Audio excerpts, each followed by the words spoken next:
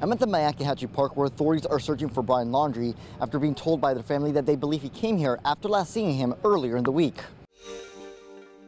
President Donald Trump supporters here on the Suncoast made it loud and clear they will not be silenced anymore as several thousands gathered for the last Trump train rally before the elections come November 3rd. Reports of a gas leak came in as early as 11 o'clock Thursday morning, and soon after, officials say an explosion happened at the house behind me, sending two to the hospital with severe burns. More than 80 firefighters battle a 4-alarm house fire Saturday night. SNN's Alejandro Romero is live at the Sarasota County home. Alejandro, what can you tell us? Thanks, Jez. As you can see, fire officials have already taped off the home, and you can see the extensive damage to the roof. And I even spoke to a neighbor earlier today who tells me he witnessed the giant flames just mere feet from his home. And the journey from Moab to Northport is more than 2,000 miles, which means investigators on this case have their work cut out for them. That's right. SNN's Alejandro Romero spoke with an expert who explained what steps he would take to find the missing woman. Cynthia Dunn, mapping out the couple's every move while on the road is going to be the first of many tedious tasks to come for detectives.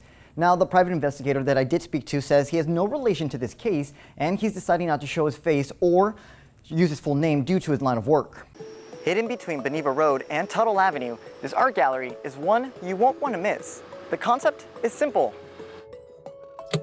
Free art for you to take, leave, enjoy, and create. Fear of heights or just fear of falling? You don't have to worry here at the Funny Farm, as the trained professionals make sure you even survive the Wheel of Wonder. Well, Jess, I don't know if you can see behind me, but there are still some people out here enjoying this weather, enjoying the beach, even though there are red flags flying over the lifeguard towers, indicating there are strong rip currents in the ocean, warning people to stay out of the water. Today has been a very emotional day for the friends and family of Florida State Trooper Joseph Bullock, as he's been laid to rest here at the Sarasota National Cemetery. That's right, Grant. We've been following this story all afternoon long. I'm standing here on the 1200 block of 51st Avenue East as the Southern Manatee Fire Department are reporting that one person and one pet have been found dead at the house behind me. We're live on the scene near the 800 block of Bacon Avenue. And here's what authorities have told us so far. What began as a domestic dispute, they're now calling a SWAT standoff. I'm going to step aside right here, and as you can see behind me on scene, still multiple units. And the journey from Moab to Northport is more than 2,000 miles, which means investigators on this case have their work cut out for them. That's right. SNN's Alejandro Romero spoke with an expert who explained what steps he would take to find the missing woman. Cynthia Dunn, mapping out the couple's every move while on the road is going to be the first of many tedious tasks to come for detectives. Now, the private investigator that I did speak to says he has no relation to this case, and he's deciding not to show his face or use his full name due to his line of work. Gabby Petito, the missing Northport woman, has not been heard from since late August, and investigators believe her fiancé Brian Laundrie was the last person to see her. At this point, everybody's a suspect and nobody is, obviously, because again, you don't have a homicide because you don't have a body yet. John is a private detective with Walton Investigations. He says talking to Brian is key to figuring out the missing parts of this puzzle. And since Brian isn't talking, John says investigators should look to cell towers. That would show where the couple's phones were at the last time of transmission. But that doesn't mean that's where Gabby will be. You've got something that basically started in Northport, Florida, and ended up in Moab, Utah. You've got literally a whole country between you, so theoretically, you've got a 2,000-mile crime scene here. John says if detectives want a better chance at finding the missing woman, and fast, they need boots on the ground. We don't know what happened along the way or when, and you're going to have to start at the last known location where you can verify her presence. John believes the search will only get more challenging from there. Then you're going to have to start working your way backwards, and that's going to get really tedious because you're going to have to take it step by step. You're going to have to go everywhere you can verify that she's been. You're going to have to talk to the people she would have interacted with.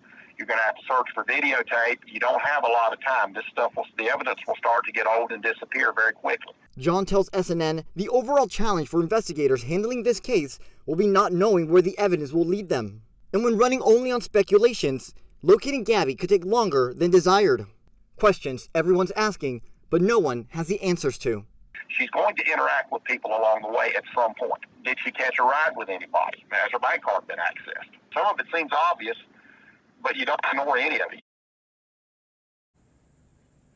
Now, the Northport police chief says the reason why Brian is only a person of interest in the disappearance of Gabby is because at this time, there's no crime that has been committed. But as more evidence is collected, that could very well change. Reporting in the newsroom, I'm Alejandro Romero, SNN, the Suncoast News Network.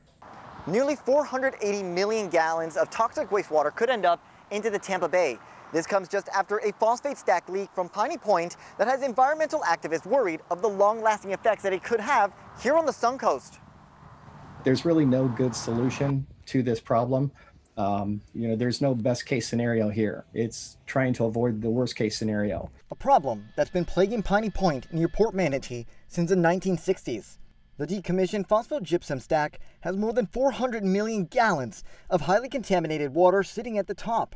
And last week, managers of the stack detected a leak. In an attempt to avoid a major failure, the Florida Department of Environmental Protection issued an emergency order for managers of the site to release up to 480 million gallons of wastewater from Piney Point by pumping down the wastewater to find the leak. A solution Director of Minnesota 88, Glenn Compton, says has the potential of harming the environment around them. Is going to have elevated levels of nitrogen and phosphorus and potentially heavy metals such as cadmium, which is extremely toxic to the environment. Which could also add fuel to the fire when it comes to algae blooms in Tampa Bay. A problem environmental activists had foreseen happening. This is not a new concern. This has been going on for a very long time. What I basically say is a prime example of the cost of inaction. Board member with the Suncoast Waterkeepers, Rusty Chinnis, says he finds it depressing knowing so much wastewater is being drained into the bay. But the burden of the cleanup could fall to the Environmental Protection Agency, or FDEP, and the cleanup could cost taxpayers millions. Reporting in Port Manatee, Alejandro Romero, SNN, the Suncoast News Network. Blowtorch, after that, just some staining.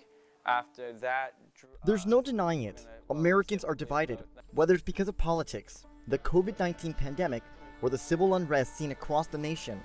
So insert 15-year-old Lorenzo Liberti, name out of himself, for a project looking to unite us once more. It initially started with just a single sheet of plywood, and then trial and error, I finally got to something I like to call the heroic flag. The meaning behind is to honor the men and women of the armed forces, with a special focus to veterans living on the streets. But given the current circumstances, the project has taken a new life. My mother's actually a healthcare worker, and of course they were always working hard, they were always our heroes, but now they're really in the spotlight. This is something that nobody could have prepared for, but the fact is we're still adapting, we're still fighting through, and it's time for us to reclaim our country. Liberti started a GoFundMe account to raise $50,000 in order to place a heroic flag in hospitals across the country. So far, Newark Beth Israel Medical Center and the Elmhurst Hospital in New York City have received theirs. And locally, he's donated one to Sarasota Memorial Hospital. I'm really just honored to, honor our heroes. And the rest of the proceeds he makes, he donates it back to a local charity that helps restore dignity and respect to homeless veterans. In this day and age where there's so many things that divide us, this flag unifies us. This flag brings us together. Reporting in Manatee County, Alejandro Romero, SNN, the Suncoast News Network.